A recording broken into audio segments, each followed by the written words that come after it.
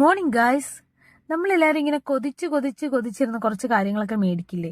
അതുപോലെ ഞാൻ മേടിച്ചൊരു ചെടിയാണ് കേട്ടോ. ഇടയ്ക്കൊക്കെ ചെടികൾ മേടിക്കുന്ന സമയത്ത് എപ്പോഴും നമ്മൾ വാങ്ങിക്കാൻ ശ്രമിക്കുന്ന ചെടിയാണ് കേട്ടോ റോസ്. പക്ഷെ ഈ റോസ് കുറച്ച് എക്സ്പെൻസീവ് ആയിട്ടുള്ള റോസാണ്. ഒരുവിധം എല്ലാ ആൾക്കാരുടെയും വീട്ടിലുണ്ടാവും. പക്ഷെ എനിക്കിത് ആദ്യമായിട്ടാണ് ഈ ചെടി ഞാൻ വാങ്ങിക്കുന്നത്.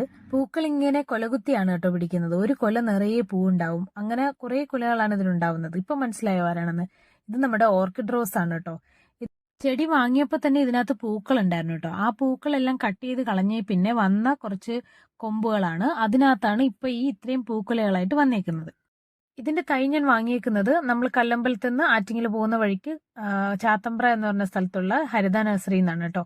അവിടെ നല്ല അഫോർഡബിൾ റേറ്റിൽ തന്നെ നമുക്ക് ചെടികൾ പർച്ചേസ് ചെയ്യാനായിട്ട് പറ്റും. ഇതിനിപ്പോൾ പൂക്കുന്നതിന് മുമ്പ് ഞാൻ കൊടുത്തത് ചാണകപ്പൊടി മാത്രമാണ് കേട്ടോ. ചാണകപ്പൊടിയാണ് ഇതിന് മെയിനായിട്ട് വളമായിട്ട് കൊടുത്തേക്കുന്നത്. ഓർക്കിഡ് റോസ് പൂക്കുന്നത് ഓർക്കിഡ് പൂക്കുന്ന അതേപോലെ തന്നെയാണ് കേട്ടോ. പക്ഷെ ഇവിടെ പ്രത്യേകത എന്ന് വെച്ചാൽ ഓർക്കിഡിന് ചിലപ്പോൾ ഒരൊറ്റ സ്പൈക്കിൽ വന്നിട്ടായിരിക്കും പൂക്കുന്നത്. ഇത് കുറെ സ്പൈക്കുകൾ പോലെ കുറെ ബ്രാഞ്ചസ് വന്നിട്ട് അതിലെല്ലാത്തിലും ഇങ്ങനെ ഇതുപോലെ കൊല പോലെ പൂക്കളുണ്ടാവും കേട്ടോ.